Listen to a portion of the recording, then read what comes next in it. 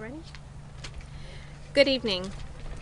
The sentence of the state of Florida versus Robert Long was carried out at 6:55 p.m. The execution took place without incident. At this time, we're going to hear from family members of the victims and survivors. I'm going to call each of their names, and then they'll have an opportunity to speak with you. The first is Miss Williams. She's walking. Okay, she's walking. Okay, I'm going to go with Mr. Cinco. Are you available? He's right here. Mr. Cinco, if you want to go first. Sure. I'm going to make it real short. I want to spend a special thank you out to Governor Ron DeSantis, Ashley Moody, and any other key player that made this day happen for all of us.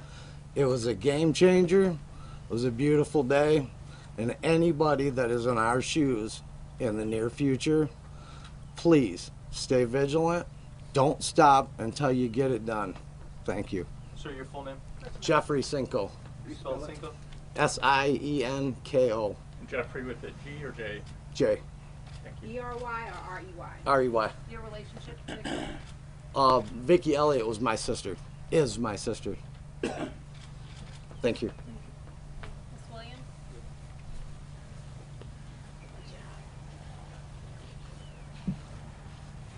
My name is Lula Williams. Chanel Williams is my daughter. And we thank God that this day has finally arrived. I'm glad we are here to see that murderer of my daughter put to death.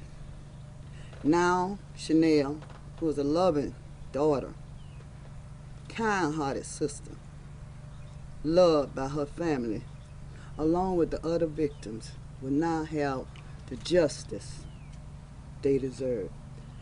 And we just want to thank all those who have worked diligently on this case from beginning to end. Those detectives, the courts, the prosecuting attorneys, the state attorney general, and of course the governor's office. Thank all those. And now, after 35 years, we can say we have some peace of mind knowing that justice has been served. Thank you. Ma'am, was there ever a time where you thought this day wouldn't come? Yes. Yes, because it was dragging on so long and everything. I didn't really give up, but you have those days. Can you describe right now how you feel any different, if you feel any different? I feel much different, yeah. Can you Yes, explain? we all feel different. Because, like I say, he's not here anymore to inflict pain on me, my family, or any other family. As long as he was living, it was just nothing, peace or anything, no comfort. But now, we can go on, continue to go on, knowing, like I say, justice has been served. Ma'am, would you have liked to have heard him give an apology or anything there's 26 of you in that room waiting to see this. Did you want to hear anything from him?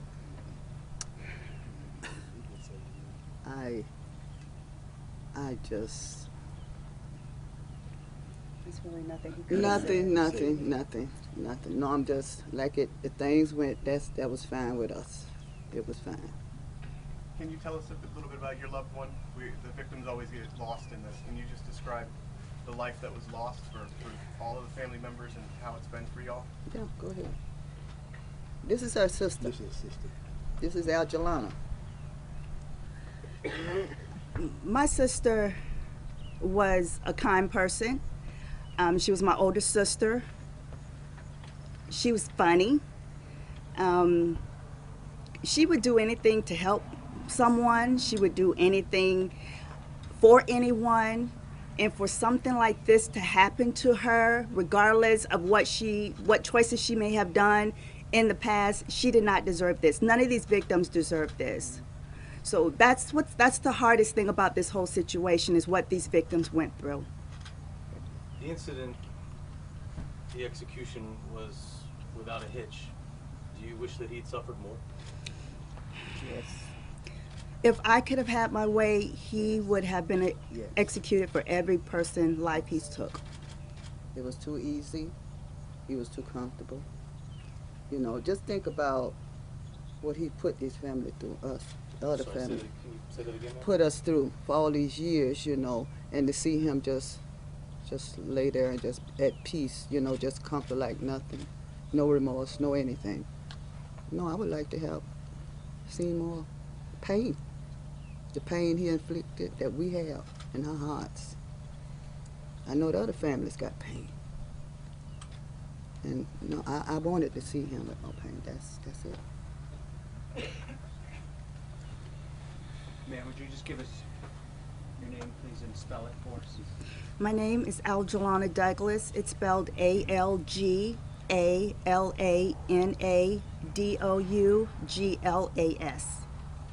And ma'am, are you the older or the younger sister? I am the younger sister. Yeah, I was 14 when my sister was taken away. Thank you very much. Thank you. It's Kathleen and Lisbeth.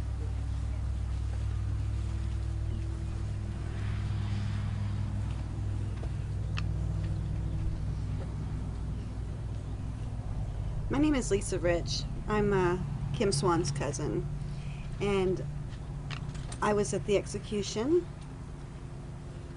I would like to thank Governor DeSantis for making this happen today. Each of the families have suffered tremendously, and this isn't going to bring any of our loved ones back, but it's going to give us closure. So. I'm Tammy Casby. Kim Swan is my sister. I witnessed the execution as well. It looked like it went very peacefully for him, and it's finally over. Does anybody have any questions? What was it like being in a room with so many others who have gone through at least some of what you guys have gone through, all these other folks who have been here? Pretty emotional, you know, knowing what they're feeling firsthand. It's pretty hard. Tammy, describe your loss. Kim was taken 4 or 5 years ago. Describe your loss of not having her in your life. You lost your parents who wanted to be here, who weren't able to be here. Right. Talk about that. My parents have both passed and were not able to be here. I was very close with Kim. It's been a major loss having her gone and knowing that she's never going to be here. 35 years is a long time to wait. If he had been sentenced to life, perhaps you may have been able to start healing earlier, but maybe not have that closure. Which would have been better? The death sentence. Yeah. For Tammy, me. I believe your sister was the last victim, is that correct? Yes. Can you take me through what was going on at the time in Tampa Bay? Were people fearful? Yeah. Was this something that women were? Yeah, the general public knew that there was a serial killer at large. And when we found out that my sister was missing, it was horrible, you know, and then finding out that she was a victim, pretty devastating. Did you ever think it would take this long? For Never. I never thought it would take this long. I don't think he did either. I think he thought he'd probably just sit in prison until he passed away from natural causes. I think he was pretty shocked as well as we were.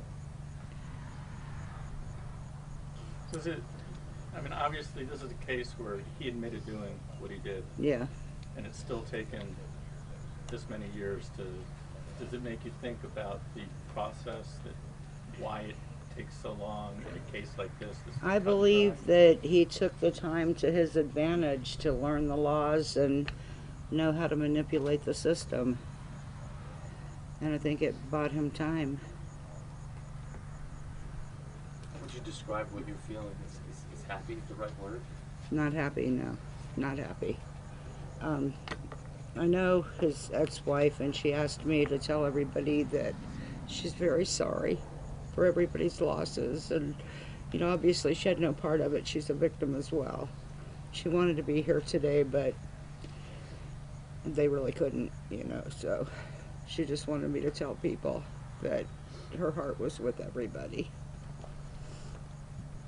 I could say, I mean, they suffered too, I guess. That she and Sarah and his family, his children. Yeah.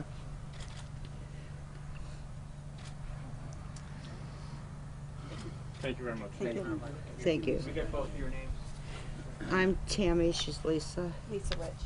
Lisa Rich.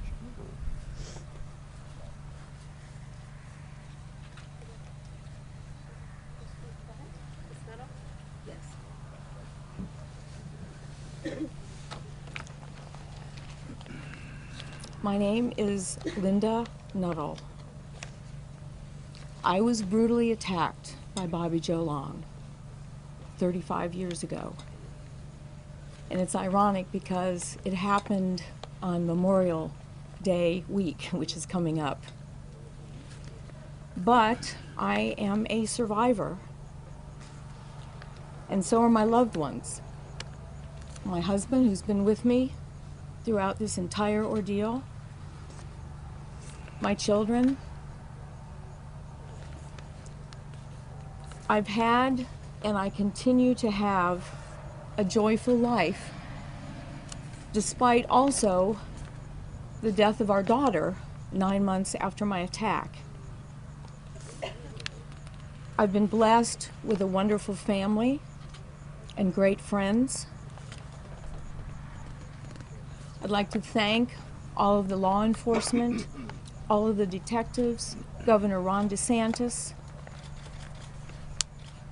Today, justice was served. Thank you.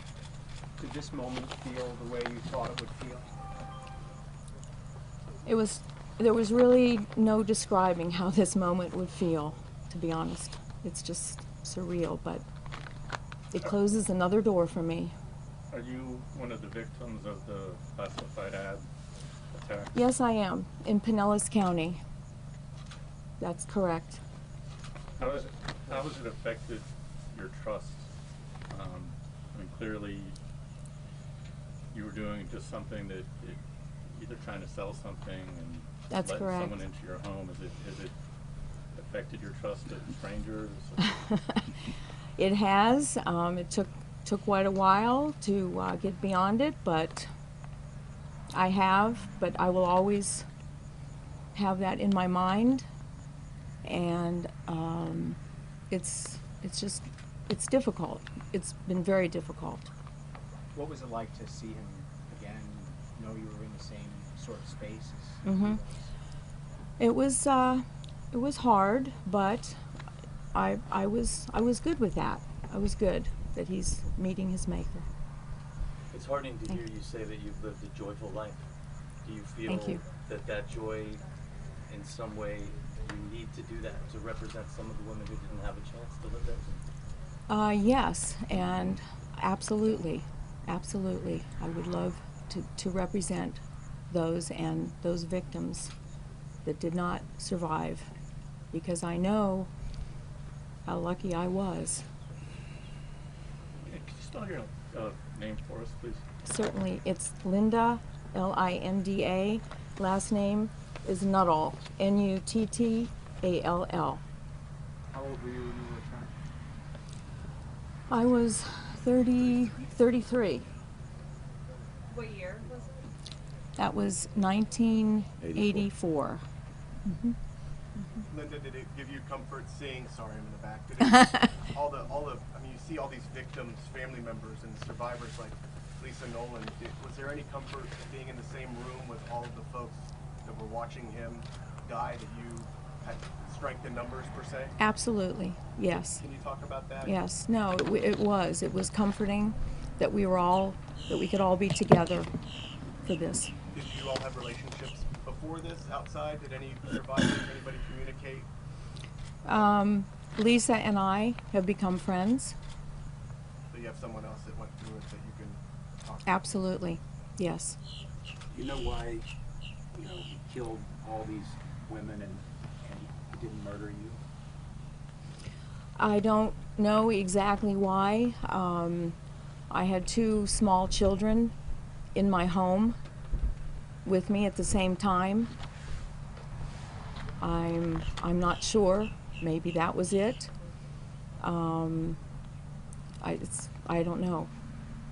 What is it you were selling? We put an ad in the paper to sell some furniture. Will you get some sleep tonight?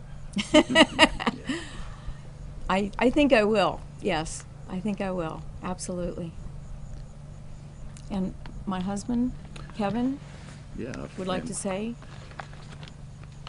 To answer your question too, on his methods were, 1984 was a much different world, and we innocently did have an ad. Nobody even knew that he existed. And it was placed on a Saturday, Sunday when we would be home. It was Memorial Day weekend. And obviously his methods were to, as we found out the hard way, calls on a Wednesday, Thursday, or whatever to gain entry.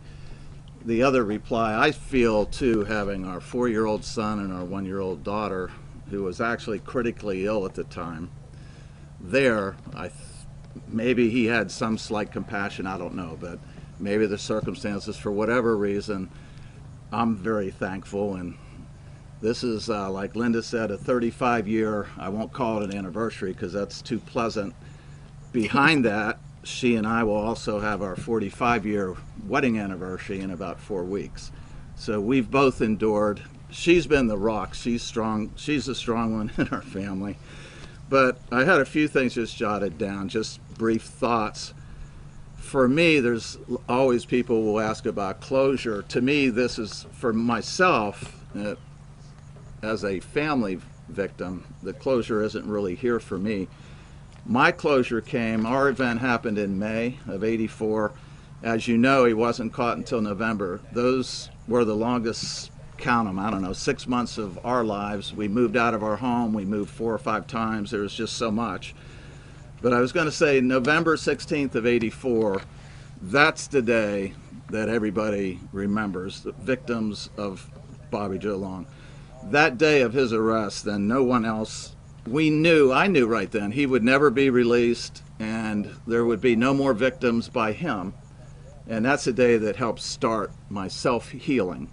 And thanks to Lisa and her tactical force and her help, that was the best that anybody could wish for, because if you could imagine if he just left the state and kept going, to live like that you couldn't even, I think we probably may not have survived unless he was captured. Capturing, we could pick ourselves up, keep going. Like Linda said, in our case, we had a 4-year-old son, a 1-year-old daughter. She was critically ill. We had other things that we had to handle. We had time to start healing, but we weren't given that opportunity. We had other more critical things to deal with. Our daughter, about 9 months after that attack, ended up passing away as a serious illness. But anyway, I was just going to say that 35 years later, especially if you live in Tampa Bay, there's a saying there, it's a new day in Tampa Bay, and that's how I feel about today. And when I look at life all these years, it's precious and fleeting at the same time. So everyone should just continue to embrace your family, your friends every day. Enjoy life, and that's what we did. It wasn't overnight. It took years. Her strength kept us going, and the fact that I know we have had a joyful life, why Bobby Joe Long was where he was, and we're the same age practically. So in one hand, he got what he deserved. Today's just another chapter. So thank you. Thank you. Thank you very much. Thank you.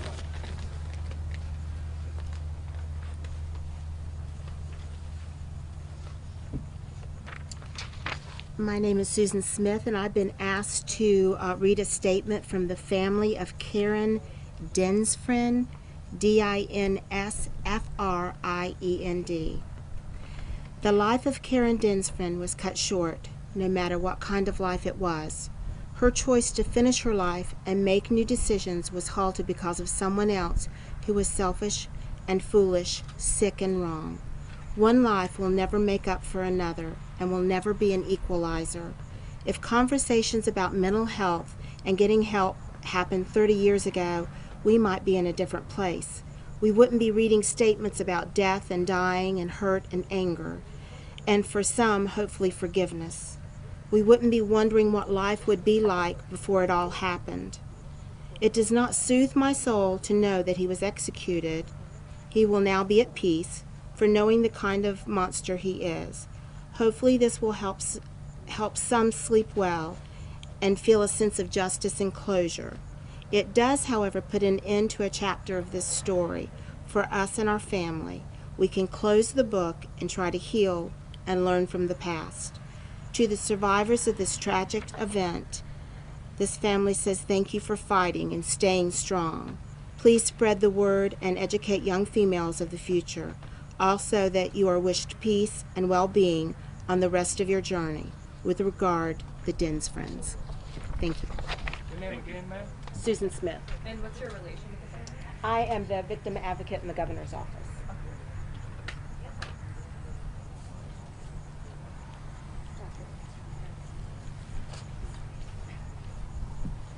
Come on, crew. So what? Good evening. Wow, bright light. I'm Lisa McVeigh Nolan. I have a victim statement to write, or to read, I'm sorry. They're nervous, not used to being in front of all these cameras all at one time. It's a little lengthy, so bear with me. I just want to give credit to God, first and foremost, who saved my life 35 years ago. I'm going to dedicate and in honor of the memory of the victims, our 10 angels who can't be here today to witness the execution of Bobby Joe Long.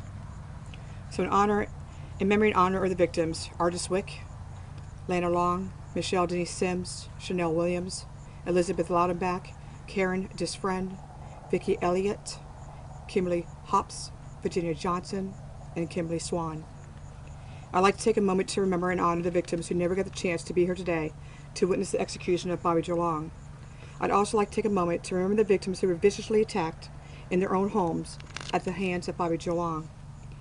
In the early hours of November 3rd, 1984, I was snatched off my bicycle and brutally attacked by Bobby Joe Long while riding home from work.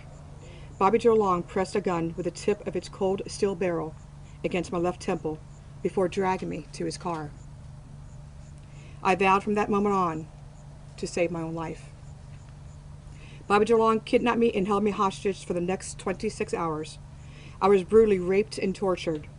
I believed him. He told me he would kill me if I tried to ever escape. I didn't think I would live or ever see my family again. However, the early hours of November 4th, 1984, Bobby Joe Long released me. I promised myself I would never live as a victim. I would empower myself with strength and courage to conquer my life's tragedies. Sorry. I made a lifetime commitment to educate people by speaking about how I survived my attack from a notorious serial killer and the abuse I endured as a child. I aspirated myself a long time ago to make it my obligation to be the voices of the women's lives who took too soon. Today, as I stand before God, the victims, and the families of the victims, I vow to carry on and be their voice. Again, I ask everyone, please remember the victims who were taken too soon. Each and every victim's name will be forever embossed in my heart. I will never forget any of them. Even though I didn't know these women, we had one common denominator, and that was you, Bobby Joe Long. Bobby Joe Long, people ask me what I would say to you if you were standing in front of me, and here's my answer. Bobby Joe Long, thank you.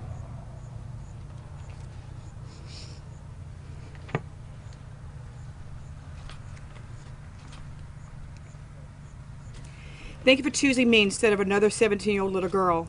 The reason why I say thank you now is because I have forgiven you for what you have done to me. Had I not forgiven you, I might as well be in my own prison without walls. God has shown me the only way to really be free when someone bestows injustice against you is complete forgiveness. My life changed forever and for the better. I chose not to remain a victim. I chose to live. To Cindy, Sarah, and Chris, his ex-wife, his daughter, and son, My prayers go out to all of you. I can't even imagine what all of you had to endure as a family throughout the last 35 years. God bless all of you. I would also like to thank Vicki Elliott's family for they inundated the governor's office with your telephone calls, emails throughout the years in hopes for Lady's Justice to swing her sword. I hope this brings your family and the other remaining victims' families closure and peace. I end my statement with one more thing, Bobby DeLong, to hear me loud and clear. Hear my roaring voice. May God have mercy on your soul. Long overdue. So, I'm willing to answer questions if you want. If not, I can step down. So, Lisa, does the world feel different to you at this moment than it did now that Bobby Joe Long is gone? again, Lloyd, he's my top-notch person I can be interviewing with. We spoke about this many times. The peace that that came over me is a remarkable feeling, knowing that again, justice not only has been served, but it now has been completed. Well, so it feels a little different. What were your thoughts when that screen came up and you saw him? I wanted to look him in the eye. I wanted to be the first person he saw. Unfortunately, he didn't open his eyes. I didn't expect nothing less of him to apologize or anything like that, or even speak. And his last words was he didn't have any last words. I felt comforted. It was very comforting for me to know that this was actually happening. To be honest, it's been a long time coming. Was there an emotional rush when you got out of that room? And I have to. Yes, I have to say that when I did exit the room, I did start to cry. It's healing, peace. It just overwhelmed me all at once. So. Lisa, what do those two words mean to you? Long overdue. Long means his last name, and overdue. He should have been, executed a long time ago.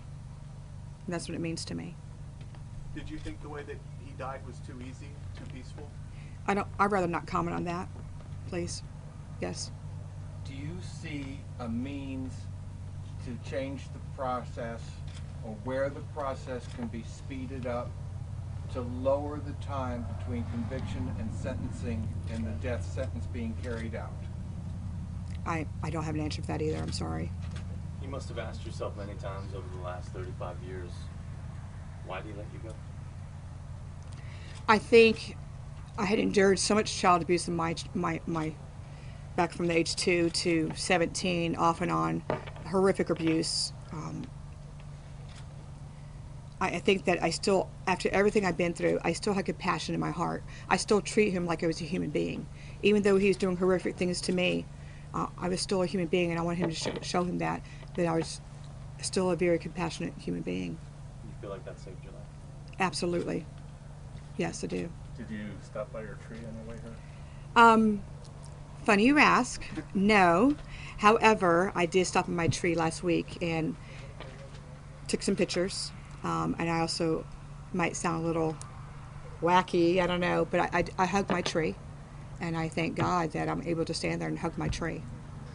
I know, I'm a tree hugger, I guess you could say, so, technically. So, but it makes me feel, when I'm having a bad day, sometimes I just go off to my tree and I'll sit under the tree for a while and just think and just pray.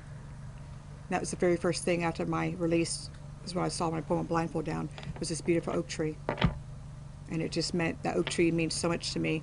I mean, eventually I like to get a marker put there with the victims' names on it and make sure we can dedicate that tree to the families and the victims of the family. Now, I know you said that if you could have said something to him, it was thank you for choosing me. Yes.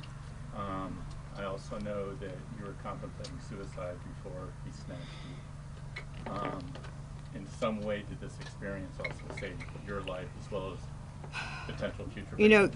God has humor, right? So he showed me that I wasn't going to take my own life. At the age of 17, prior to going to work on November 2nd, I did sit down and write my own suicide note. I was tired of being raped by my grandmother's boyfriend for 3 years.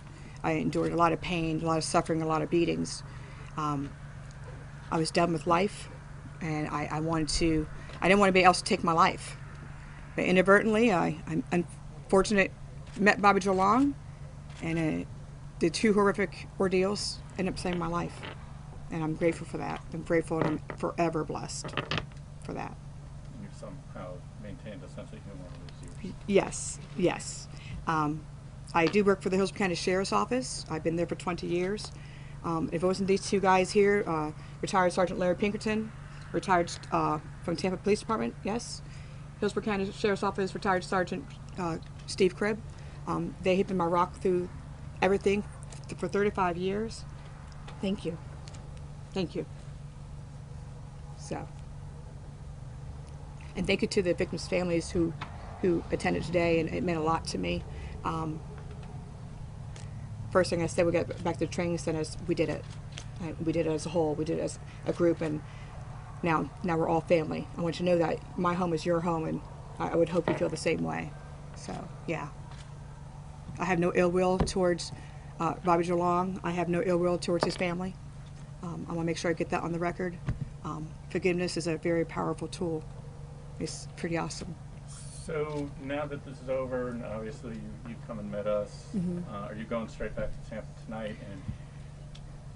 And either way, how are you going to spend the rest of the evening once we're all gone? And actually, I went and got a hotel. I'm going to head back to my hotel, and I've got another day of stay there tomorrow and take some time for Lisa.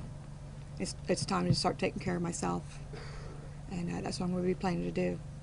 Spend some time with the families before they go back to their homes, and I just need time to myself to regroup, before I go back to work. So the good thing is I got 5 days off, so yes, with the holiday, so that's my plan to do. Is this the first time that all of the families are together like this? Most of them, I think some of the families aren't here, they might have passed away or something, I'm not real sure. I haven't gathered that information, but I can say this, the most important ones are here. They stood beside me the whole time. They fought diligently, to get this death warrant signed. And I got to be honest, this darn Mike, I'm sorry, whoever this is. April 23rd, 2:50, when I received the phone call from Tallahassee, I was normal routine in my school, and I was chewing a girl out. I'm sorry. I had it on speakerphone because I kept getting this phone call from area code 850. I don't know what 850 is. And I finally answered on speakerphone, and I said, hello. And a sweet little voice came on. I won't mention her name. Well, okay, I will. Miss Susan Smith. She had the sweetest voice, softest voice. And she goes, is this Lisa McVeigh? No, and I was like, yes, it is. But let me go to my office. When she said that, I knew something was up. And as soon as I closed my door, she told me that Governor Ron DeSantis signed the death warrant not even 2 minutes after she called me. And she told me that I was the first person they needed to call. My reaction was I started crying. I think the crying just came from all those years of relief. And then it became surreal. Is this real? How many more appeals is he going to get? Where were the victims' appeals when he murdered them? And I have fought diligently. Larry and Steve both know I fought diligently with my agency, with the Tallahassee, trying to get this death warrant signed, and now it's here, and I'm pretty happy about it. So it's been a long road. Long road. Anything else? We're good? thank you very much. Thank you. Have a good night, okay? Thank you for coming. Your phone? Yes, and I need it. That's not mine. No, it's not yours. You got yours. Good evening. That concludes the press conference.